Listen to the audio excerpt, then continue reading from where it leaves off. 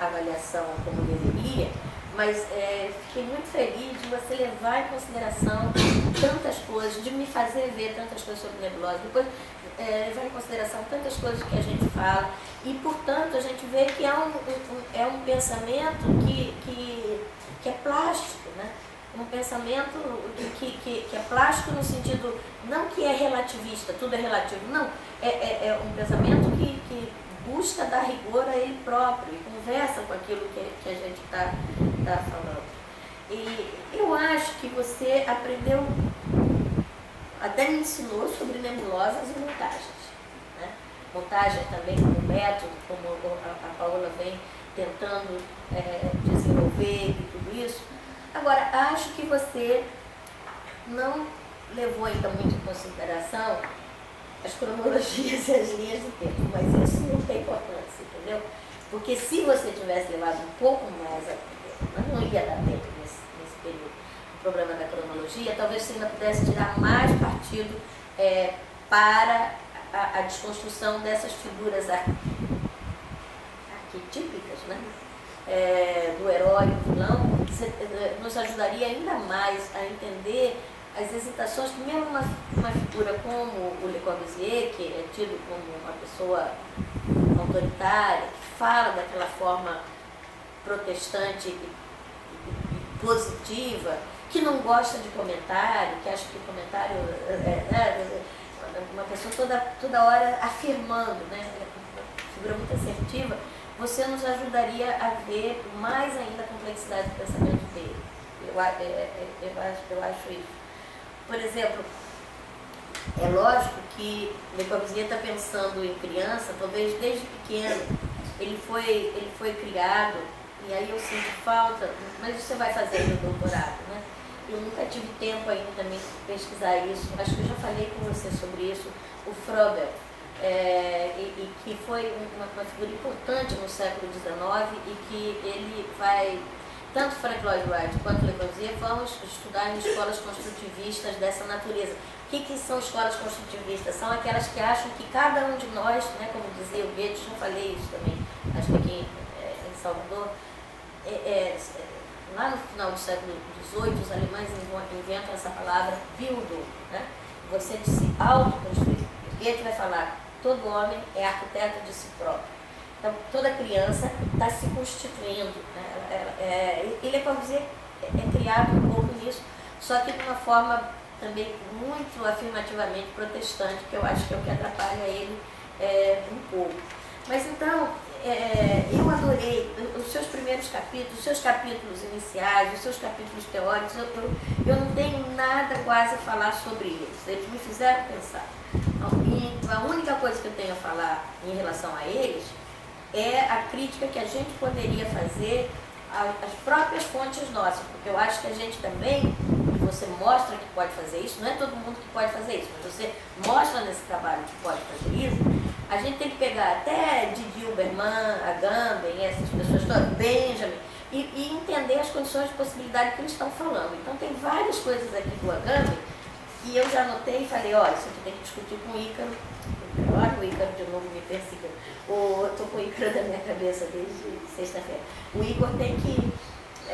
vamos reler essa frase, por exemplo, de Pedret, vamos ler essa frase aqui de Agamben. Então tem vários que eu anotei. Por quê? Porque eles também, lógico, eles também estão tentando, ou como todos nós. Então nós temos que nos ajudar mutuamente, porque vai, por exemplo, Agamben vai falar, agora não estou achando a página dele aqui, vai falar sobre uma coisa de contaminação, né? Podemos não nos contaminar quando a gente está nesse universo aqui da criança, entendeu? Eu anotei aqui para a gente discutir, né? A Pedret, por exemplo, vai falar, a Pedret, né? Vai falar toda hora: você está nos ajudando, vai buscar termos surrealistas a desestabilizar a ideia de real.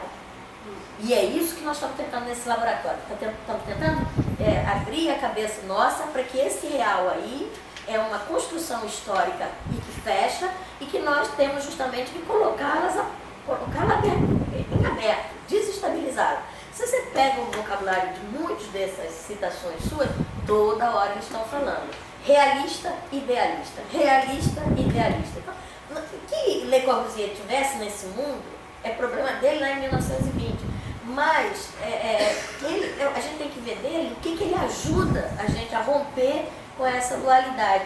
E esses autores que são todos contemporâneos, estão escrevendo tudo 2013, 2000, 2008, eles continuam nessa grade, com o próprio Agamben.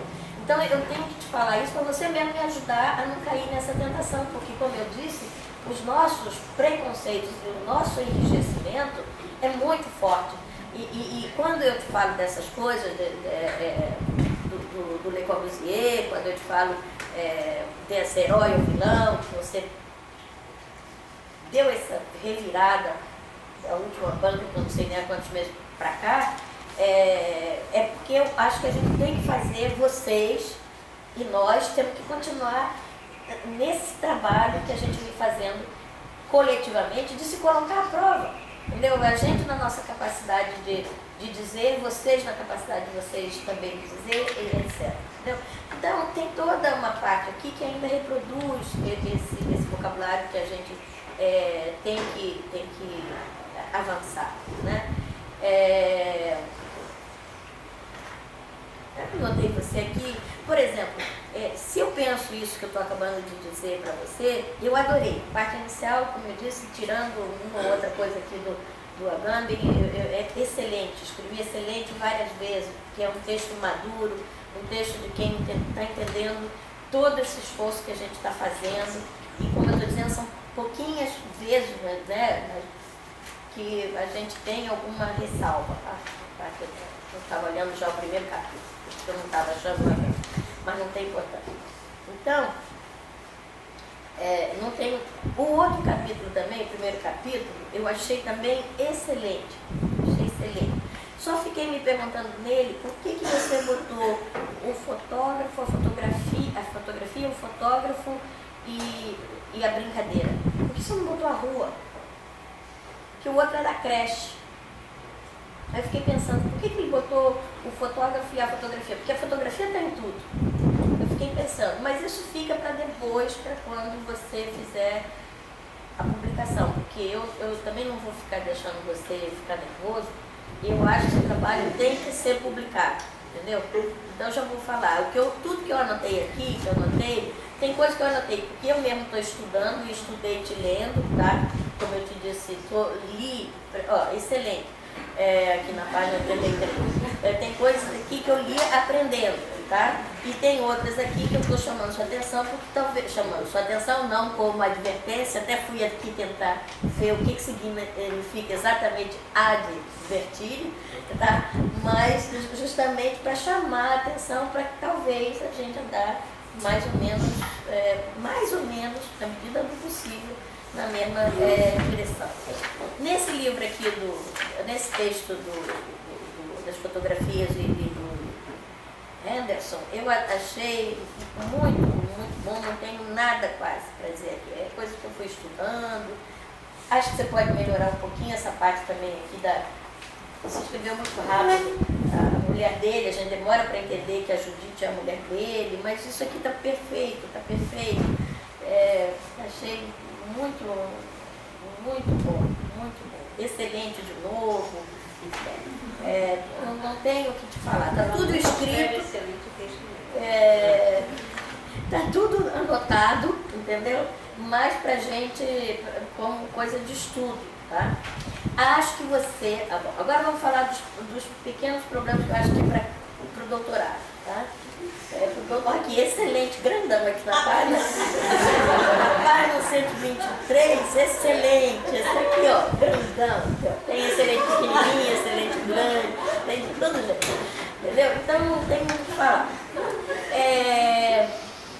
Você me fez ver que as nebulosas são eu estava usando a palavra configuração.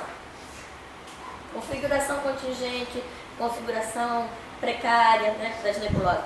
Você me ajudou. Agora eu vou falar delineação fugaz. Adorei. Eu aqui nessa página 121, anotei aqui tudo. Tá?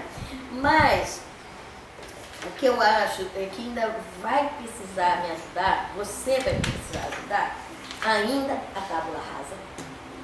Eu fiquei perguntando por que ele não foi olhar a página 25 do Le Corbusier? Por que não foi olhar a noção de Bildung? Por que não, pelo menos, falou mal de mim? Falasse mal de mim, não tem importância falar mal de mim. Mas leia meu texto e fale, não, eu não desacordo, não sei o que, a gente erra, vai lá ver, entendeu? Pudesse falar meu texto lá sobre Le Corbusier e Lúcio Costa, eu falo da tábula rasa, porque eu acho que ainda tem coisa para a gente extrair desse universo, né?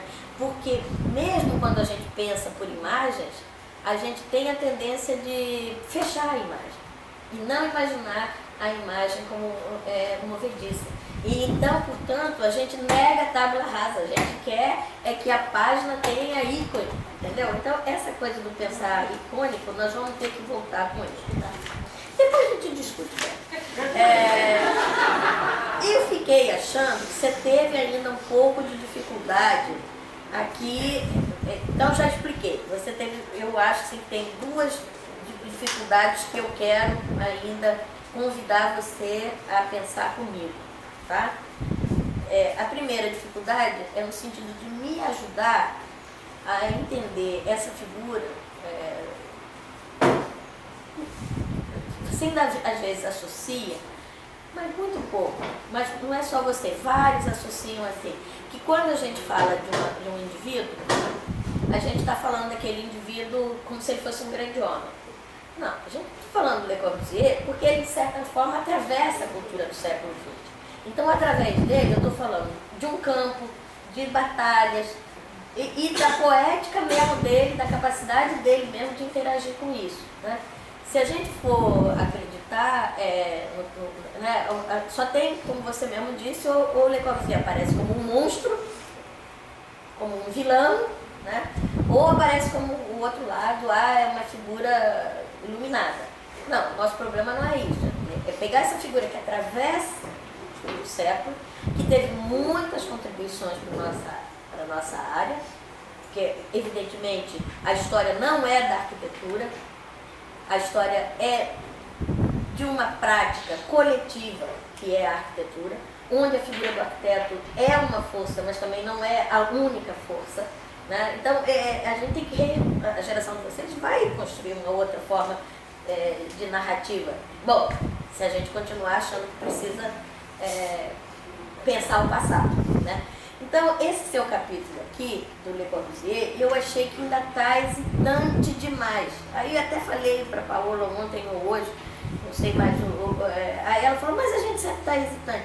Eu falei, lógico que está hesitante, mas o problema é que com mais tempo, talvez, desse para você fazer esse Le Corbusier complexo que eu estou te pedindo, aparecer mais. Porque, como eu te disse, ele desde criança estudou lá com Froebel, com Pestalozzi. Evidentemente que ele pensou o modulor, a sua forma de ver o modulor, muitas vezes como o homem tipo, tá?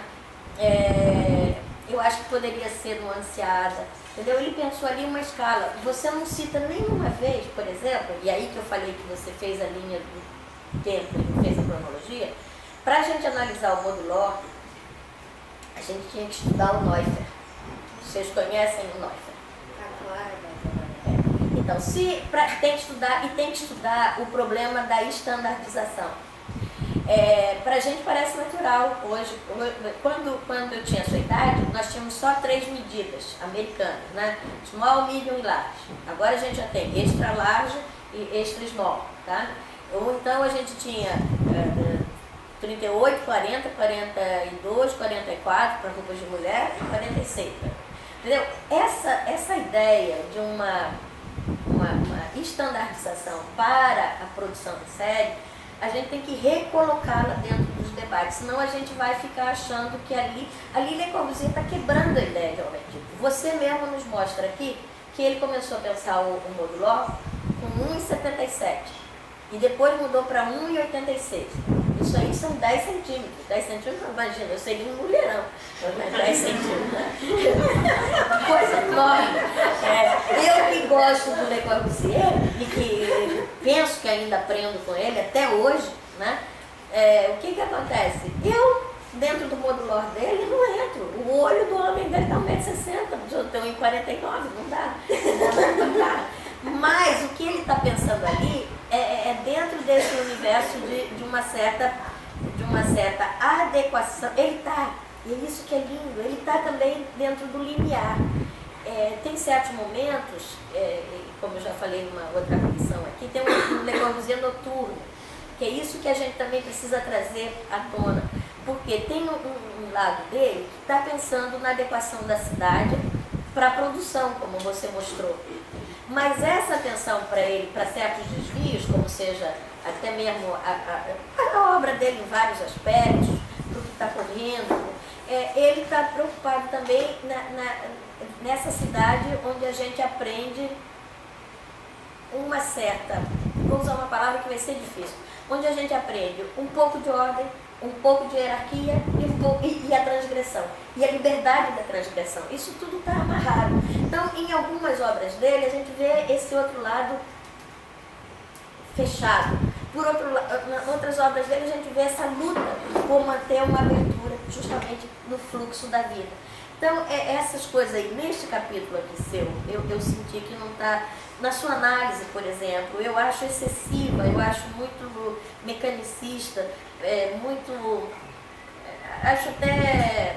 eu escrevi um outro adjetivo aqui, não sei, depois eu vou achar. A sua análise do Mr. Non. Você tem que imaginar que Le Corbusier já está lá com seus 60 anos, 60 e muitos anos, e ele já recebeu muito não na vida. Ele não está falando isso diretamente para o Peter e para Alison Smithson, entendeu? Como você fala aqui. Ele está pensando em outras coisas. E aí eu senti a falta da cronologia. Porque eu fiquei pensando assim, num determinado momento. Lógico que Le Corbusier estava pensando em criança desde cedo. Lógico que em 1945, 45 é fundada a Unesco.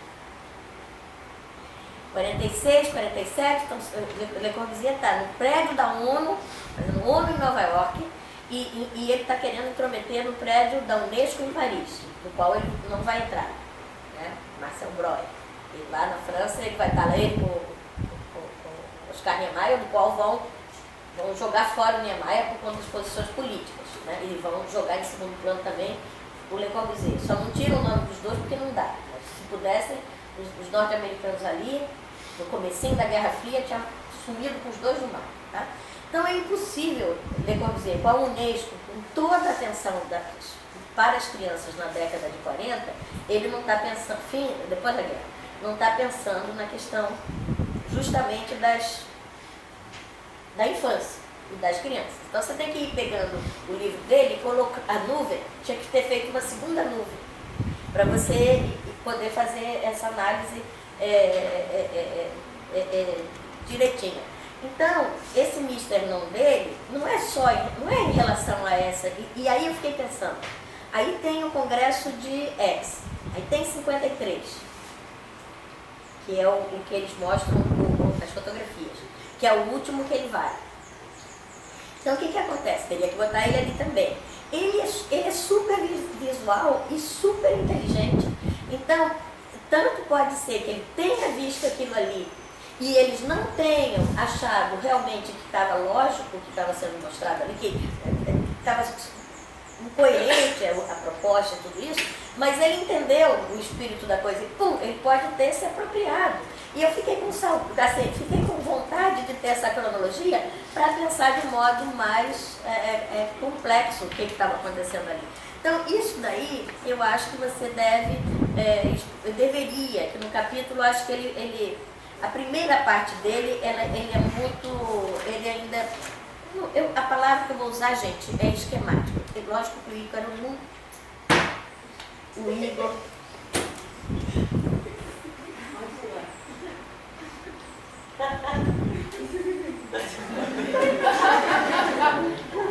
porque o Igor não é nunca esquemático. Então, não é. Mas eu acho que eu usei essas palavras aqui para essa parte da sua análise, entendeu?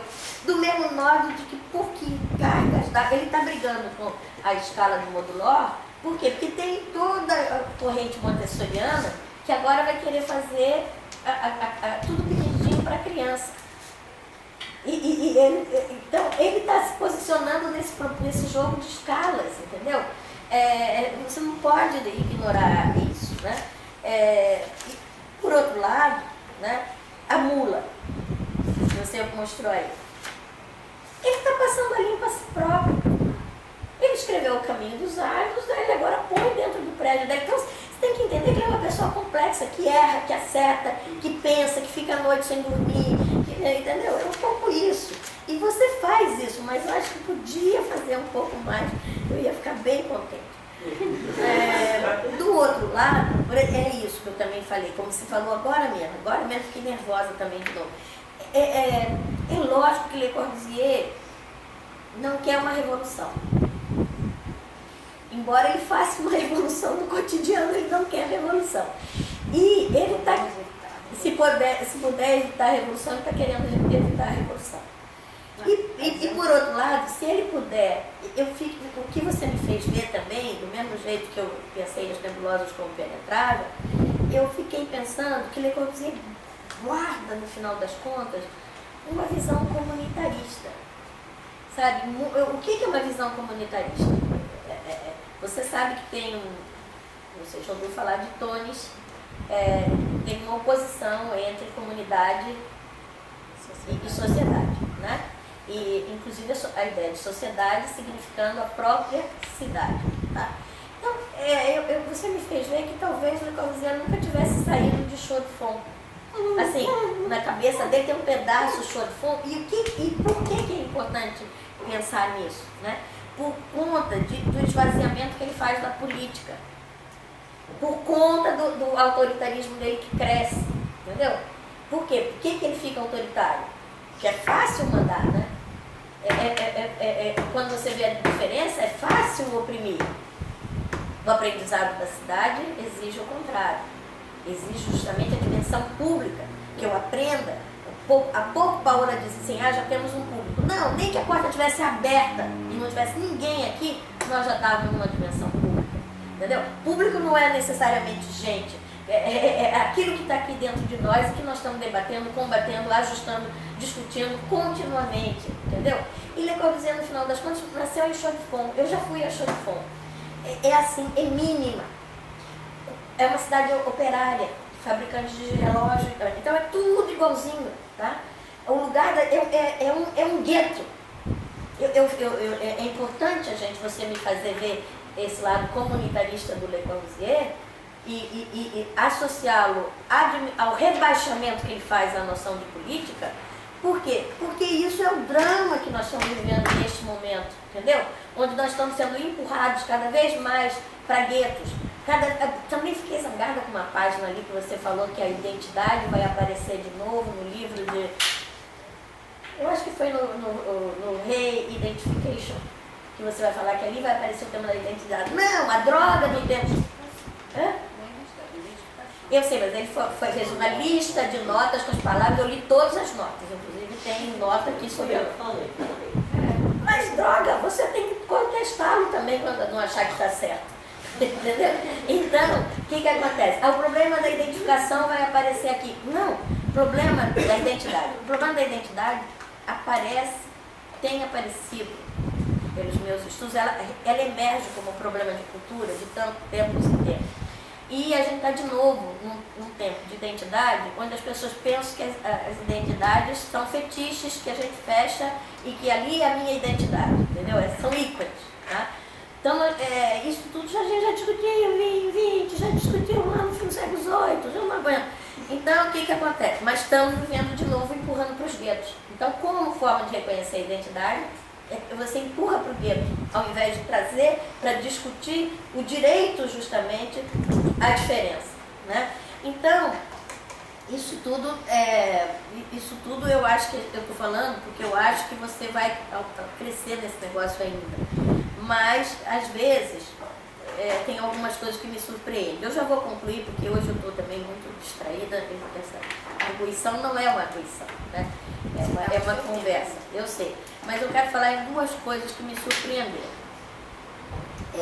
E você repetiu agora. Então, como a gente está tão imerso nisso que eu venho chamando da tirania da visão, ou da tirania da visibilidade, e que eu só reconheço o que eu vejo, se eu não vejo, não existe, se eu não vejo, então tem que trazer para o primeiro plano não só uma imagem, mas é uma captura da imagem como insumo para a fabulação e para o exercício da imaginação. Então, ao contrário, se captura a imagem, né? Então, eu fiquei pensando que eu tenho que te ajudar, para você poder me ajudar depois, nesse capítulo aqui do Le Corbusier, que é onde você mostra mais dificuldade na compreensão dessas passagens, embora eu te agradeça mais uma vez de você, orientando da Paola, ter enfrentado, de certa forma, essa coisa de deslocar também uma ideia de Le Corbusier sempre vilão, não ao contrário, né? Vamos então estudar essa coisa e eu acho isso bom. Mas você ainda não entrou na cabeça de Le Corbusier. Então você fala assim, cidade real, como se o chão da cidade, como se a cidade real estivesse no chão. A cidade real, se ela existir, se existir uma cidade real, o que é uma cidade real? Pergunto eu a vocês todos. Qual é a cidade real de cada um aqui? Entendeu? Então, Petrópolis do Rio. Não, cidade real, ela não existe. Existe uma cidade com a qual a gente embate, com a qual a gente traz em nós, mas ela não é o chão que vai garantir. Não é porque eu estou na rua também, para também não fazer o contrário. Isso é o elogio, porque o ícone diz isso, então né? Então, não é a cidade real, não está nem no chão, nem no teto. Onde é que ela está? Está na cabeça das pessoas. E está, sobretudo, nas práticas das pessoas. Porque não basta estar na cabeça. Como é que ela faz? Né? Então, essas coisas são pequenas coisinhas que eu anotei aqui, mas que nada impede. E ainda tem só mais uma última. Então, esse negócio do real me incomodou muito, porque várias vezes você cai nessa armadilha. Embora tendo feito páginas lindas lá sobre o surrealismo lá no começo, depois você cai nessa armadilha. E a outra coisa, então, e cai na armadilha também de imaginar que eu mesmo Le Corbusier muitas vezes, que está lá, que está aqui, que não faz autocrítica, mas de qualquer forma, esse capítulo é um que eu achei que você ainda está lutando contra si mesmo. E está lutando, evidentemente, não é contra você. Você está lutando contra uma visão historiográfica que acaba bloqueando as nossas cabeças. Mas a última coisa que eu digo, isso não é nem tanto para você, mas é porque pode ser que tenha muito projetista aqui nesse grupo aqui nos ouvindo. Eu fiquei impressionada com... muito bom aqui. Eu fiquei impressionada como você falou. Eu fiquei pensando assim, mas será que hoje em dia também a faculdade imaginativa já saiu tanto das escolas da arquitetura, essa capacidade que você está lutando maravilhosamente bem em relação à fabulação, né? Será que eles já saíram tanto da faculdade da arquitetura que os arquitetos não prestam mais atenção, que quando eles projetam, eles estão aqui na ponta do lápis dele, ou na ponta do mouse deles? Porque toda aquela descrição dos desenhos que ele faz dos 3 percursos, tá? O percurso subindo pelo elevador, o percurso depois errante dentro do negócio, né? Eu, ali naquelas páginas, eu fiquei pensando, mas meu Deus, será que a gente também tem que escrever, né, que o ato de projeto é esse ato de imersão, é esse ato penetrável? A única coisa que eu tenho feito com as nebulosas é retirar uma prática que estava na atividade de projeto e colocar agora na atividade da escrita. Mas é a mesma atividade imersiva, interativa, que cria associações, que vê conflitos, que vê onde tem zonas de choque. Uma pessoa que projeta, justamente ela tem que estar lá projetando abstratamente, mas tem que estar botando cada volume, cada plano, cada cor, cada altura, ele tem que estar colocando, sentindo o que aquilo dá, que é o desenho do Le Corbusier. Então, eu não sei, isso também me deu um desespero, porque eu fiquei pensando de novo, como eu estou muito chocada com esse negócio que vem acontecendo com a área de história, né? Falei, onde é que os alunos vão aprender isso, né? Se a gente mata o herói que é Le Corbusier, né? Ou se a gente continua cultuando o herói que é Le Corbusier, mas como se fosse um modelo, como se fosse um dogma, né? Se a gente não estuda mais a história e não estuda, portanto, mais o urbanismo e não estuda mais a própria ideia de cidade que passa pela cabeça de cada um, né? Onde é que nós vamos ensinar isso? De qualquer forma, eu acho que o seu trabalho, mesmo com as reservas que eu fiz agora um pouco sobre o aprendizado das nebulosas e da montagem, e com o rebaixamento que você fez em relação à cronologia, mesmo com a reserva que eu fiz a isso, não tem dúvida que o seu trabalho vai ajudar a levar mais longe ainda o esforço que a gente está fazendo. Porque você está falando direto também para a sua geração. E evidentemente que nós fazemos um esforço muito grande para falar com vocês. Mas vocês estão falando entre vocês. E eu acho que esse trabalho, ele tem que ser publicado. Esse trabalho, ele mostra um grau de amadurecimento seu enorme. Eu falei para a Paola, eu queria que você entrasse nessa escola. Eu me sinto assegurada com pessoas como você, eu posso morrer tranquilo. É isso. Muito obrigada. Mas eu falei essas coisas porque eu tenho que falar também. Muito obrigada.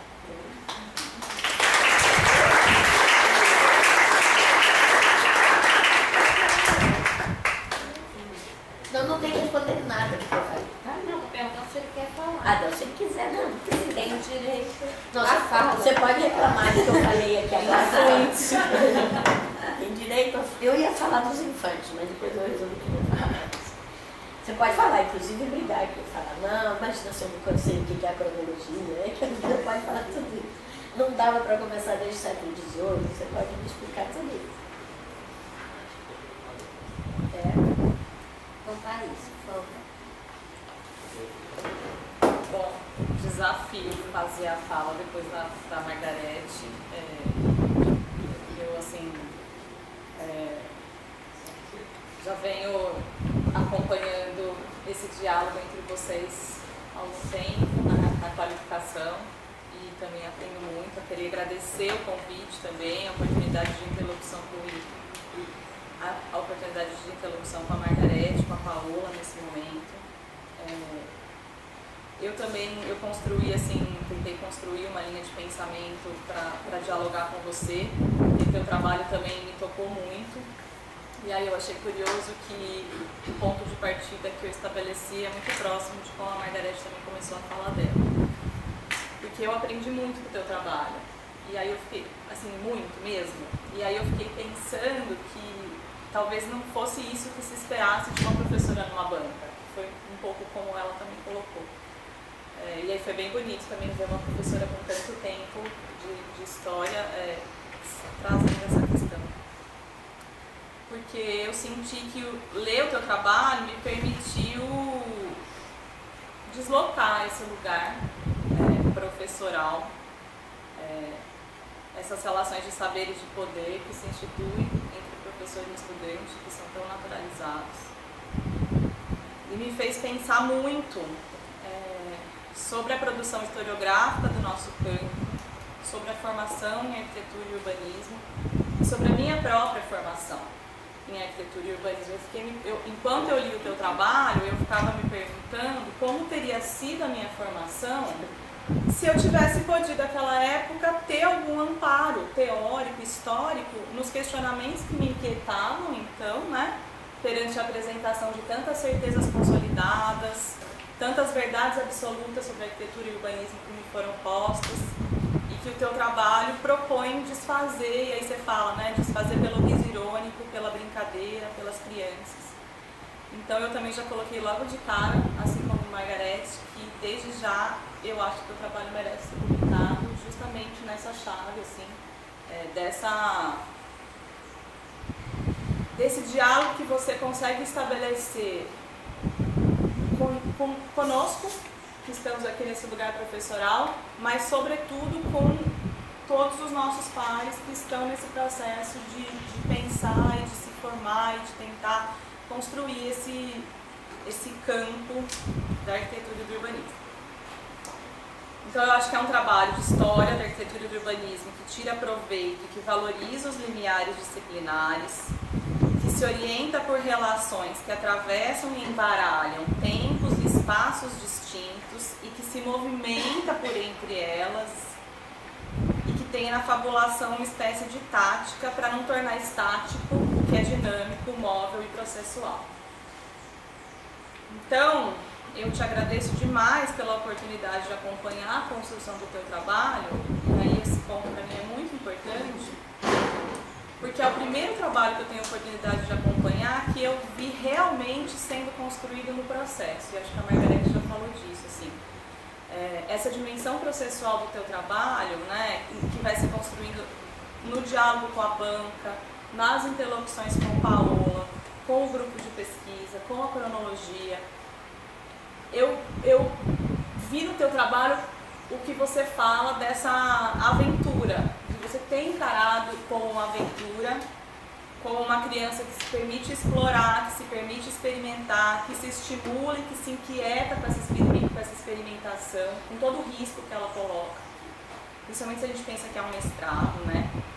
Então eu queria destacar como foi bonito e vendo teu amadurecimento como pesquisador, como historiador, como intelectual.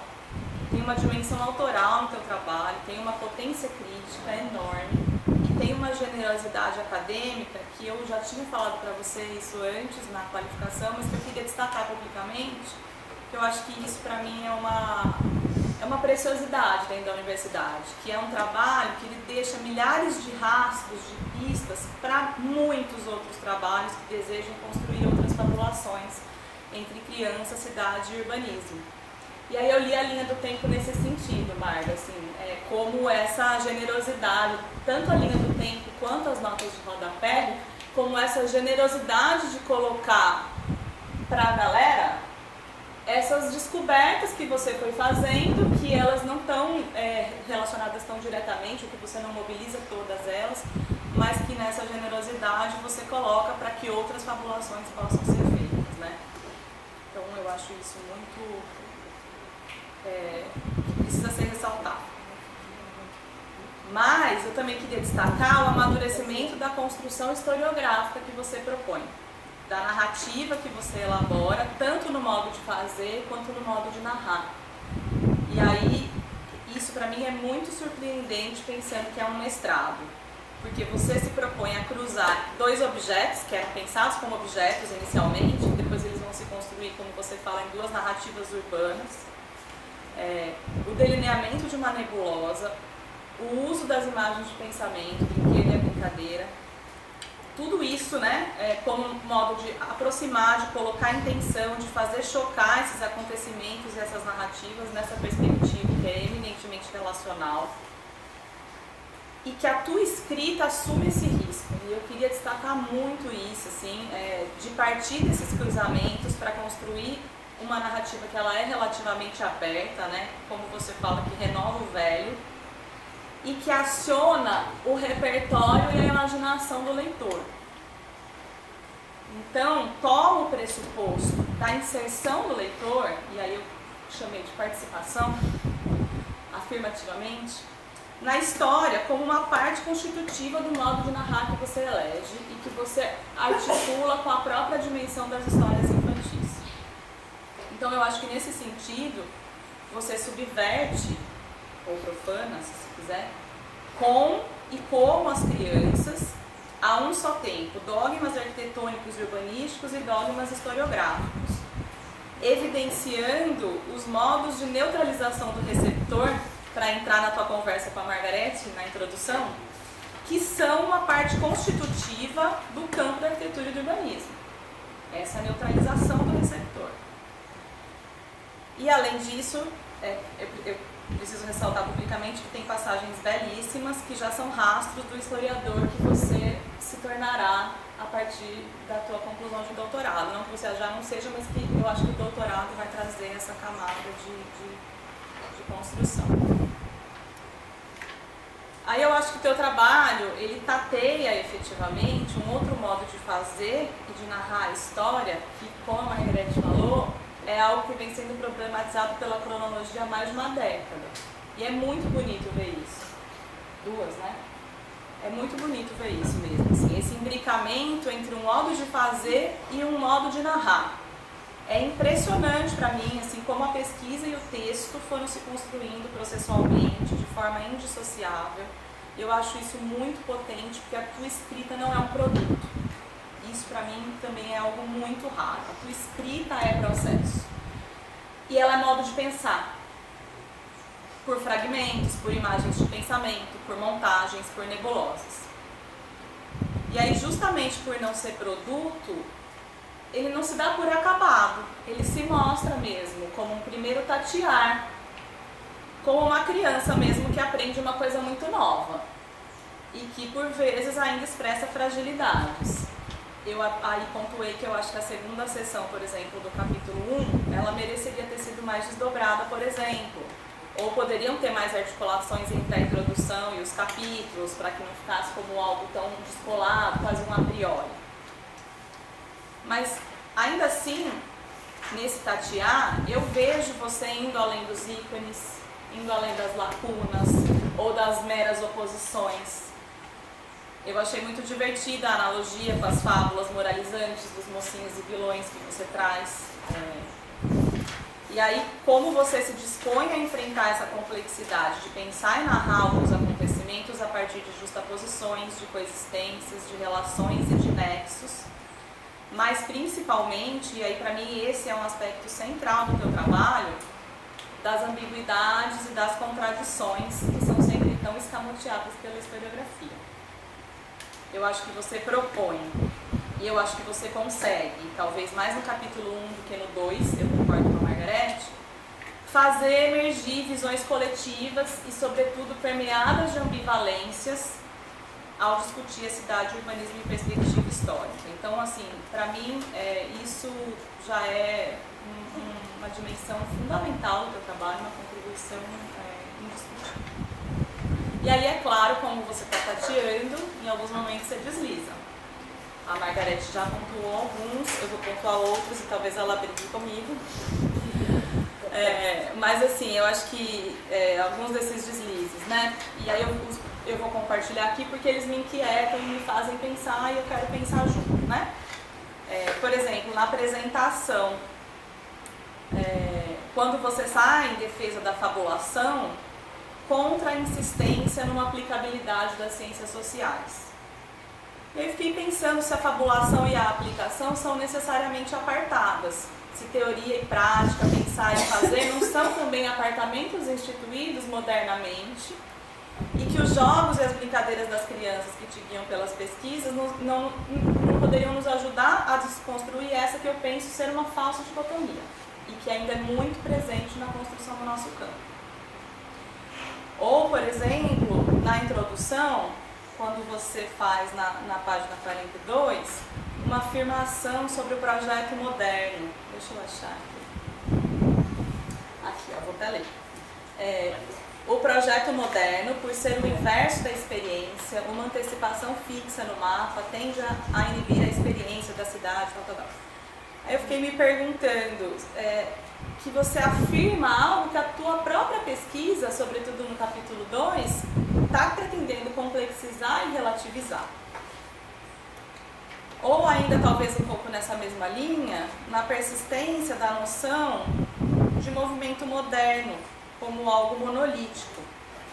Na página 75, por exemplo, você vai falar sobre a internacionalização, como a historiografia da arquitetura e do urbanismo moderno teve um papel fundamental na internacionalização e consolidação da hegemonia deste movimento.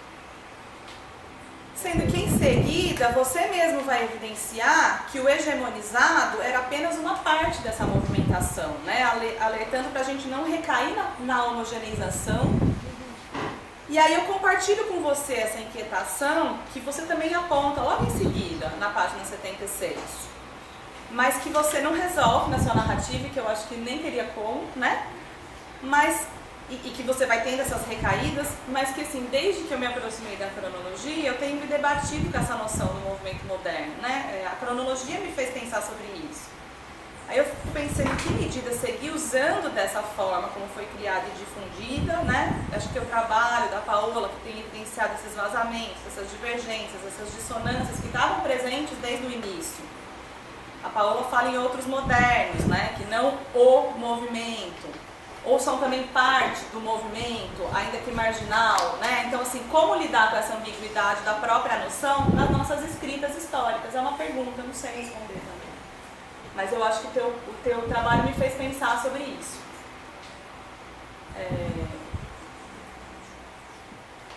Ou ainda, pensando nesses deslizes, assim, né, em questões que me inquietam. Quando você, eu também não tenho muita certeza disso que eu vou falar, mas eu resolvi externar aqui para aproveitar esse diálogo também com Margarete e com Paola, quando na página 114 você afirma que a atenção ao cotidiano e as formas de habitar das pessoas encontrada no próprio Tintin inscrevem claramente o grupo numa genealogia de Patrick Guedes. Você traz aqui dialogando com a Alessia. E aí eu fiquei pensando se a ideia de uma clara genealogia talvez não se choque com a dimensão das nebulosas. É uma questão, eu não sei responder também, mas é uma questão que me inquieta. Mas esses deslizes não invalidam em nada a empreitada de alargar a história do urbanismo e, consequentemente, o próprio campo, ou, nas suas palavras, contar, fazer emergir outras histórias do urbanismo. Ainda coloquei aqui, assim, como uma criança levada, ou talvez um jovem rebelde, que você já, desde cara, na dissertação, você estabelece um debate muito importante, apesar dele estar, às vezes, em notas de rodapé, em torno dos modos como se constitui a história oficial do campo e como é que você vai jogando com a história do urbanismo ao longo da tua dissertação. Eu senti falta de você problematizar na dissertação algo que apareceu na qualificação 2 sobre a tua dificuldade em encontrar bibliografia, encontrar interlocutores para esses debates entre criança, cidade, urbanismo e história que você propõe. Mas que no final eu acho que você fez uma arqueologia bibliográfica e imagética muito interessante e, como eu já falei, nessa generosidade de compartilhar, de trazer esses vestígios nas notas e na linha do tempo, né? Mas eu acho que talvez ela pudesse aparecer. Eu acho que teve uma outra problematização que você trouxe naquele momento, que eu acho que era importante pontuar, sobre a questão de estar trabalhando com fontes secundárias, que você colocou, e que eu acho que você faz um excelente trabalho com elas, né? Como eu já falei sobre os fragmentos, as montagens, as nebulosas. Eu fiquei pensando o que você fará com fontes primárias, quero estar presente para ver. Mas eu acho que você lida pouco com as fotografias do Henderson enquanto fonte propriamente dita. Eu acho que tanto as fotografias quanto o livro, eles podem ser tomados como fontes primárias. Não sei aí, a Margarete que me ajude, mas eu acho que eles podem, tanto as fotografias quanto o livro. Eu acho que as fotografias você não toma, mas o livro você toma como uma fonte primária.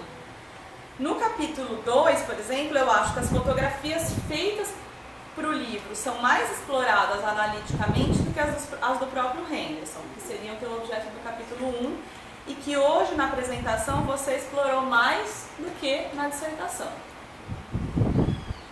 E aí talvez seja por isso que me restou uma questão, e aí eu vou entrar na parte que eu acho que a Margarete vai brigar comigo. Vamos começar. Porque eu acho que o Corbu, a Silvana ouviu lá, o Corbu, ele aparece como um personagem muito central na tua dissertação, assim, já logo na página 79, ainda no primeiro capítulo eu pontuei isso. Mesmo que seja um outro Le Corbusier, como você diz na introdução, e eu acho isso muito interessante. Mas eu fiquei pensando se esses outros personagens, esses outros sujeitos, talvez não pudessem aparecer com esse peso também, justamente para complexizar ainda mais essa história. Assim como a Margarete, eu também acho que o teu capítulo 2 tem um cuidado talvez excessivo, né? Eu fiquei pensando, só que eu pensei ao contrário dela. Se no capítulo 1 eu achei você bem explorador, aventureiro, mais seguro, né, do que está fazendo, no capítulo 2 eu percebi você já um pouco acuado. Mas eu queria destacar nesse cuidado a preocupação que você tem de não essencializar o Le Corbusier, seja repondo as conhecidas críticas, ou seja, invertendo rumo a uma positivação que poderia ser romantizada também. E aí eu acho que você faz isso não só com Le Corbusier, eu acho que tem uma postura intelectual que você construiu nesse tempo de mestrado, porque mesmo quando você trata do Tintin, do Henderson ou de personagens secundários, nas suas fabulações, como Van Nistelrooy ou Jacob Lamour, você não cristaliza os sujeitos e nem as ideias. Você mostra um pouco dessa dinâmica, dessa complexidade, dessas contradições. Mas, aí que entra o meu ponto diferente da Margaret, eu acho que, apesar dessa preocupação em matizar, em complexizar, em relativizar,